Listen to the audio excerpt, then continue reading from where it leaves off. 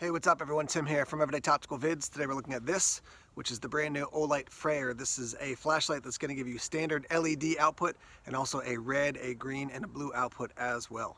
Let's talk through the details here. First off, with your standard LED, your outputs are going to be 5 lumens, 300 lumens, and then 1750 lumens. So to access your moonlight or your 5 lumens, just hold down your side pressure switch right there, and it's going to come on at 5 lumens, press it, and it'll go back off. Now on the end you can see we have that metal activation switch, so press it in part way, you're going to get 300 lumens, and the full way it'll go up to the 1750. Now you can lock those in at either one of the settings. If you want to set it up at the highest output, basically just click it in the whole way on and then let it go. On that note, speaking of the end pressure switch, you can see it is metal. That means that you're going to have one of those magnetic chargers that connect to a USB port to charge this light. So again, for me, I've talked about this multiple times, but standard USB, USB-C, a proprietary, it's kind of 6 in one, half dozen the other. I think there's pluses and minuses to the different ways that you can actually charge the light. So that's the way you're going to activate that 300 and that 1750 output. If you want to activate the colored light option, so you're going to press and turn this on. Now it's on at the LED. I'm going to hold it down, goes to red, hold it down to green, hold it down, goes to blue. Now with those different colors for your outputs, you're not going to get different lumen settings, as far as like you can't do a red at a low, a medium, a high, and the blue at a low, medium, high, green, low, medium, high. It's one output for each of those different colors. So for the red, it's 30 lumens. For the green, it's 60 lumens. And for the blue, it's going to be 25 lumens. So you've got a variety of options for your LED, and then you have, as far as outputs, and then for your colors, you have those standard outputs. Whatever, you press the button, it's going to come on at that.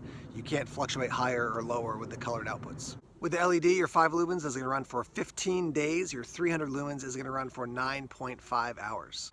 Now with your standard LED, if you run it at 1750, it's going to run for 2 minutes, then it's going to drop to 850 for 150 minutes. After that 150 minutes, it's going to drop to 300 lumens and give you 28 more minutes. With a fully charged battery, you're going to get 22, 14, and 12 as far as the number of hours.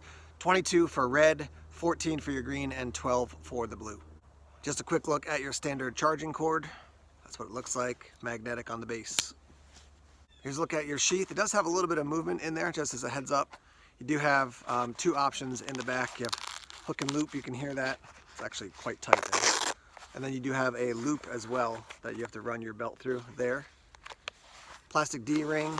It is magnetic here, so it's going to close like this and then kind of click in. No hook and loop there. And then there is an opening at the bottom there.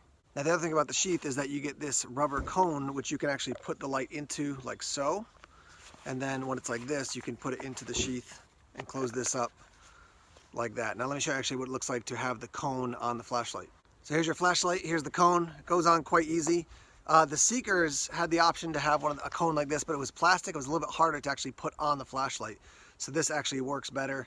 And then just to show you, I'll show you the different color outputs. So let's see here. There's red, there's green, and there's blue. And we'll show you what this looks like at night, obviously, as well. As is standard for most Olights, this is going to be IPX8 rated, so good down to 2 meters and drop resistant to 1.5 meters. Your weight is 7.13 ounces. You're looking at 1.59 inches across the bezel there and 5.35 inches from end to end. Size-wise, just a quick comparison. There's the Warrior, it's the M2R Pro compared to the Freyr. Almost the exact same. Looks like they're almost pretty much the exact same length. Obviously, wider bezel for the Freyr. This thing actually has a further throw than the Warrior. So, just right off the bat, if you want something with multiple colors and a little bit more throw, then this guy is going to win the day. This I would not call an EDC light just because that bezel is so wide. It does have the nice pocket clip that you could put on a hat, or you can, obviously run it nice and deep in your pocket, but that bezel just makes it too wide, whereas the Warrior M2R Pro, I would definitely EDC that. I have EDC'd this. Here's the Seeker 2 Pro compared to the Freyr. Size-wise, pretty much the exact same. I think the Freyr is a little bit taller and similar as far as the bezel. This one is a little bit bigger though. So there's the details. Let's take it out to the night and use it, and then I'll give you some thoughts on it after I've had a chance to test it out a bit. We're outside now. Let's test out the different lumen outputs. Let's start with 5 here. You can see my hand right in front of the camera, and then you can see some reflection off my white car, which is about 20 feet away. So there's 5. Let's go up to 300 looking at the car.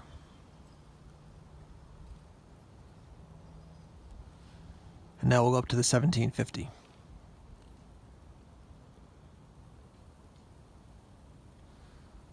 So looking right there at the basically the center of the car, I can see definitely the entire car, but I could see a little bit out, probably 5 feet out in front and 5 feet out in back as well. All right, here's 5 lumens shining at the car. Let's go to the red now, which is 30 lumens. So there's 30 lumens. On the camera, you can definitely pick up the car. As is always the case, you can see a little bit better with the human eye. I could see the whole car fine. Not amazing, but I could see the entire thing end to end, I would say decently. All right, let's go to the green light now, 60 lumens.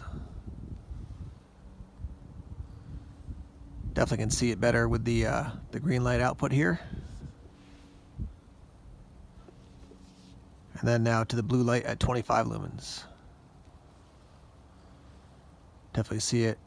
Probably even better than the green, I would say, with the blue light output.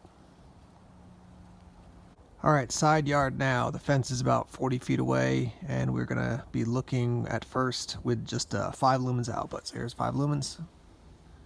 My hand again, and then shining it at the fence. I could definitely see. It's not great. You can't see a ton on camera. Let's go up to the 300 output. So there's 300. Let's go up to the 1750.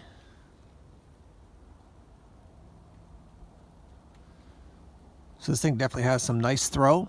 Let's go back to the 300 here. So at 300, shining it at the gate there, I can see probably 70% of the side yard. So some decent spill out from that center. Definitely you can see the hotter center. But I wouldn't call this a floodlight by any means. It's not filling up the entire yard at 300 lumens. Even at the 1750 here, I can see 90% of the yard, but it's also still not like a very floody light. You can see over the back there, like my kids' little playground in the backyard. Definitely picking that up quite easily. All right, let's go to the different light outputs as far as colors now. Okay, I've got it on the normal LED shining. Here's red. Can't really see anything. Let's go to green at 60 lumens. Once again, can't see anything on the camera. Blue. Same with that. Let me step out over by the fence and shine it back at the camera now.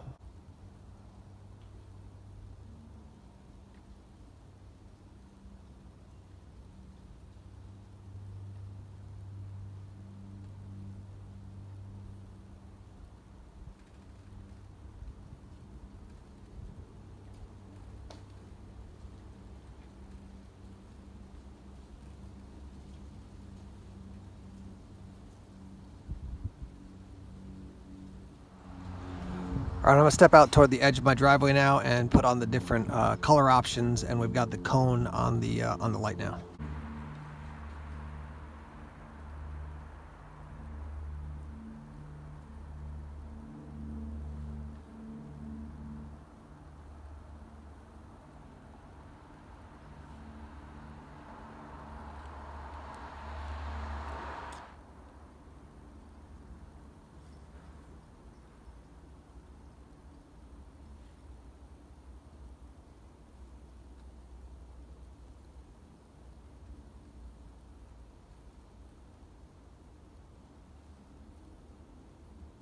Okay, I'm walking out to my side yard now. Let me show you the different settings as far as your normal LED, so you can see what it looks like just kind of walking here.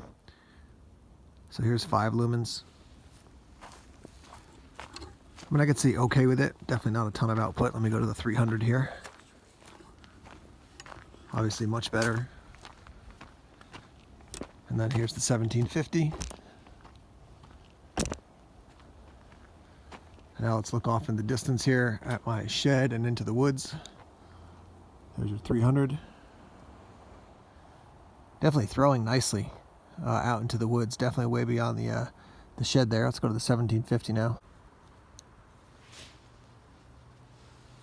You can see probably some of the reflectors that I put on the trees out there. Anyhow, yeah, I mean, I can definitely see way beyond the shed.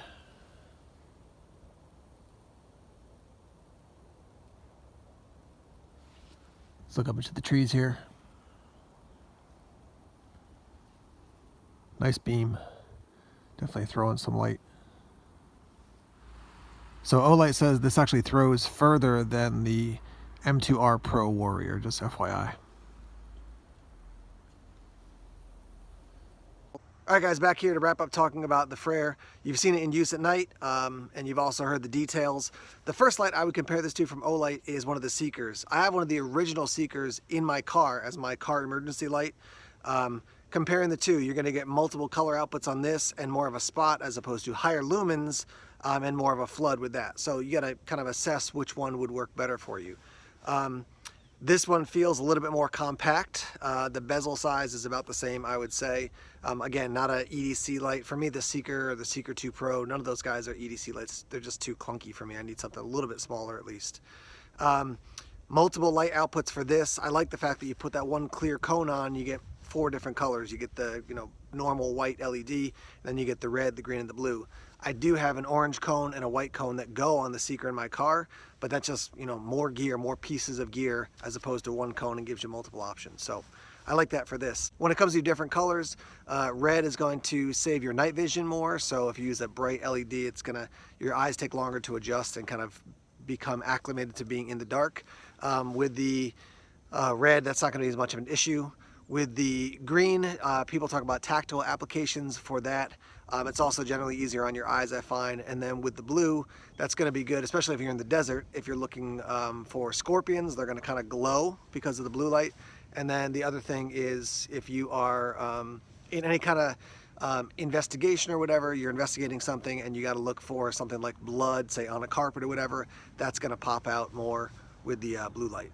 I got this light from Olight not too long ago, so I don't have long-term experience with it, but so far I do like the features. If you were thinking this or one of the Seekers for an emergency light for your car, for your house, I would say you'll probably be happy with both of them. I don't think having the multicolor option for me in my house is super helpful. It's much more if I'm out and about, in the car. I think that would make more sense for me, just kind of how I would use the different outputs.